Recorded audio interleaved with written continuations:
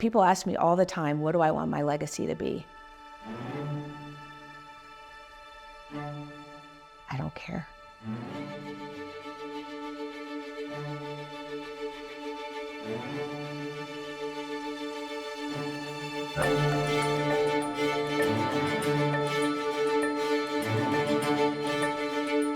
If 3 generations from now, they don't remember Fawn Weaver lived, I don't care.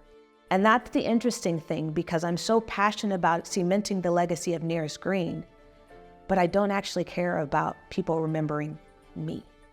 Maybe that's why I'm the steward of this story, that I was chosen to be this generation's baton holder of this story and building this brand to pass it to the next generation, is because I don't think about myself in the process at all.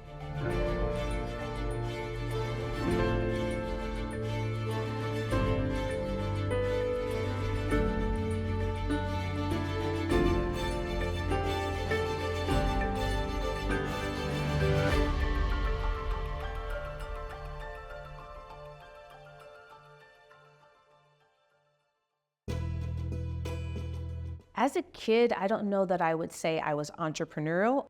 I would say that people would have called me rebellious, as they did. And I think most entrepreneurs would have been called rebellious as their kids. So maybe it means the same thing in childhood. If someone called our house, we would have to pick up the phone and say, "It's a great day at the Wilson house. How may I help you?" Well, what do you do if it's not a great day? And so I was that child that was like, I'm not going to say it's a great day. I'm not having a great day.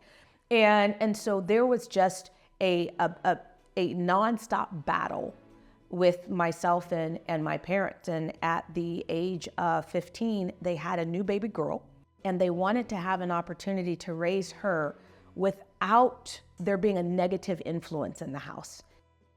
So they sat me down, and it was a, sort of shape up or ship out type of conversation. It was very much so, listen, we want to have the opportunity to raise her without you negatively impacting her. And so you have 2 choices. Either you do what we are now telling you to do as your parents in this household, or you have to leave. I think I was there another hour.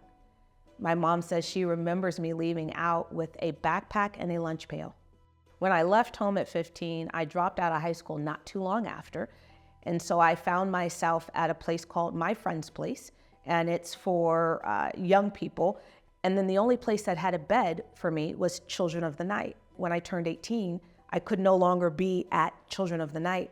So they moved me to Covenant House. And so at Covenant House, every day you go out with your resume, you go out and you look for a job. It's a requirement. You either have to go to school or you have to go out and look for a job.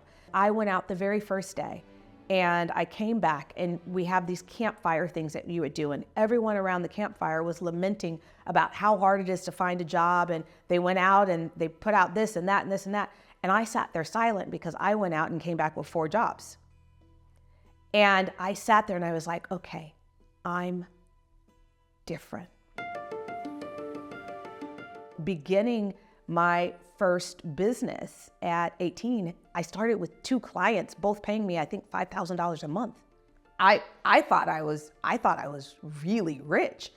But then you learn that your top line and your bottom line don't mirror one another if you hire a whole bunch of people.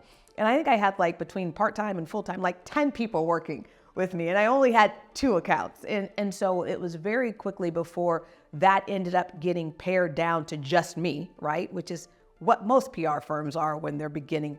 So now I'm finding myself on couches again. And at the age of 20, decided to try to take my life. They had to pump charcoal through my nostrils, and I will never forget the feeling of it going through cartilage in order to pull out all of the pills that I took and the alcohol. I remember sitting there and listening to the doctors talk around me, and I remember laying there and going, I have got to be here for a reason, because I've now tried to take myself out twice and have been unsuccessful both times. And so literally laying there in that hospital bed, I committed myself to figuring out, why am I here on earth? Back in June of 2016, on the cover of the New York Times International Edition, I saw this photo of this black man sitting to the right of Jack Daniel. I wasn't a Jack Daniel drinker. I had no idea who this black man was, but Jack Daniel is one of the most ubiquitous brands around the world. And so I knew what Jack looked like. And the headline said, Jack Daniel's embraces a secret ingredient, help from a slave. But then when I began to dive into the story, something else began to be peeled back. That photo, taken around 1904, that photo was cropped. I got the original photo. That black man isn't just to the right of Jack Daniel. That black man was centered.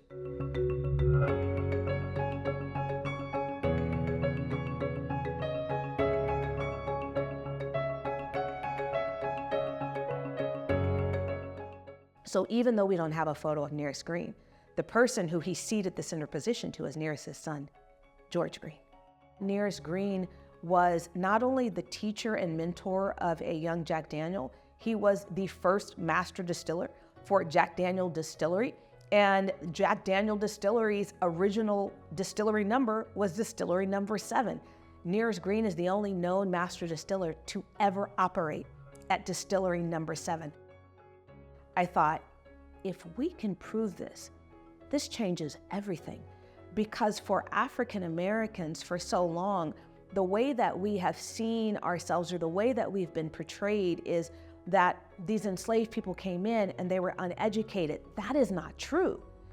They were educated in their own country, in their own language. And so for my 40th birthday, I decided I wanted to go to Lynchburg, Tennessee. I want to see if what I think is true, which at the time is completely opposite of everything that was in social media, everything that was in the press at that time, was Jack is a slave owner, he stole the recipe, he hid the slave, they've tried to hide this for the last 150, 160 years, and I had a completely different theory. This is a story of love, honor, and respect, and it's an ally who wanted to make sure America could not wipe his friend away, his mentor away, this insignificant person away. One of the first people that we meet in the library, when I'm sitting there across from my husband doing research, is the second eldest living descendant of Jack Daniel, who offers to help, who literally pulls out her cell phone and gives me the name and number of Nearest Green's descendant who had been doing genealogy research for 30 years. And then she said, hey, you know that book that you read called Jack Daniel's Legacy? It's his biography written in 1967, height of the civil rights era. And you had this white reporter from Alabama comes up, interviews all of the people who knew Jack best. And they include Nearest and his boys more time than Jack's own family. In 1967, if you didn't want to credit a black man, you just left him out of the book. You left him out of the story. I shared this with Jack's descendant, and she's like, yes, we all grew up together. The story that's out there is not the true story. And so in that book, a lot of it takes place on this farm, this 313-acre farm right in the hills above Lynchburg, Tennessee. And she says to me, hey, you know that farm? It's for sale. At that time, I thought this could be a book, this could be a movie. Within a week, we had made an offer, it had been accepted on that property. And now all of a sudden we're going, well, what are we gonna do with this? The realtor who took us is a descendant of Jack Daniel, who took us to see the house. Turns out she had been in the family business her whole life. She had retired after 31 years as the head of whiskey operations for Jack Daniel. And she says, hey, I know you're gonna do a book and you're gonna do a movie, but if you ever decide to put his name on a bottle, I'll come out of retirement to make sure you get it right. The serendipity of everything that was happening, the only thing I could do was literally look to the heavens and go, all right, Jack and Nearest, what are y'all doing up there?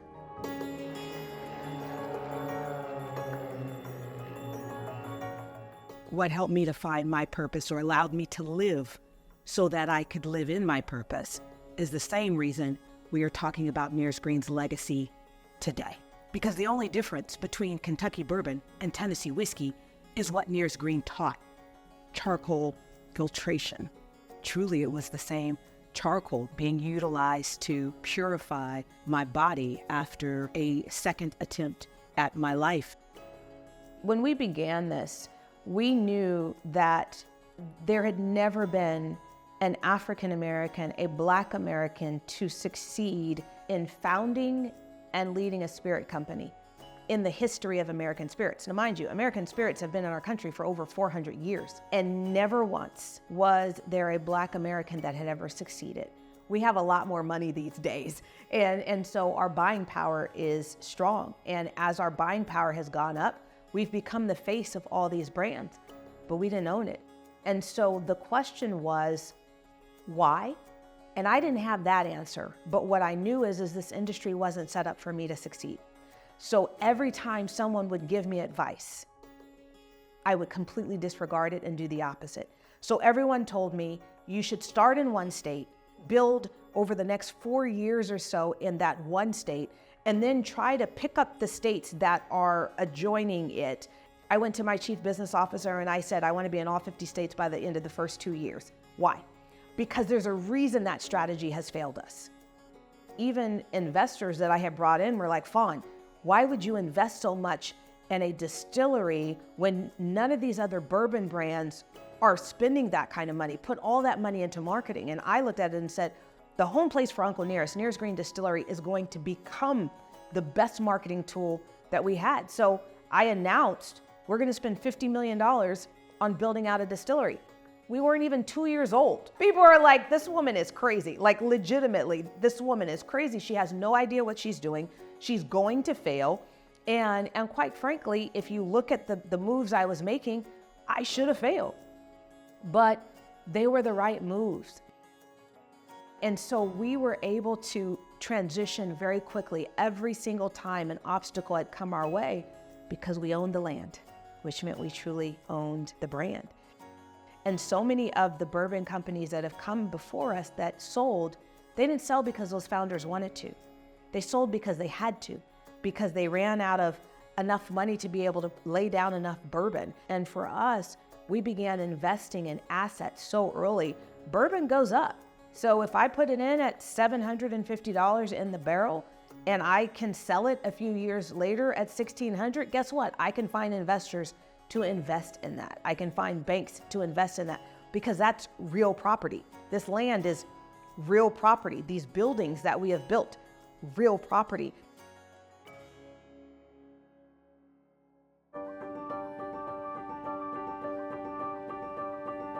Having a Black-owned company pass to the next generation, we've not done that.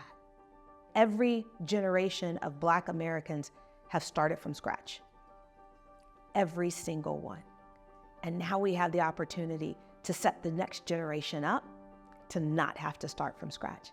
Diageo, Bacardi, Brown-Forman, LVMH, every single spirit conglomerate in this country, 90%, if not more, of the volume of alcohol sales, all come from these spirit conglomerates, all founded by white men, all still chaired by white men, led by.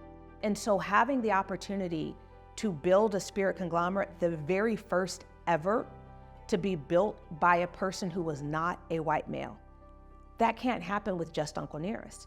That has to be whiskey, there has to be cognac, there has to be tequila, there has to be vodka. And so Uncle Nearest is one pillar in this house that will pass to the next generation.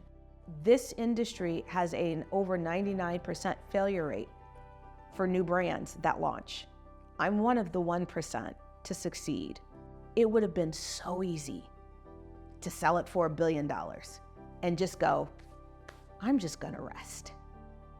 But to know that my purpose is so much greater, and that no matter how hard it was, there wasn't a price that they could buy this company for, and that I've stood my ground even when people were like, she has to have a number. She has to have a number. They've thrown every number at me and gotten the same response. No. That's what I'm most proud of.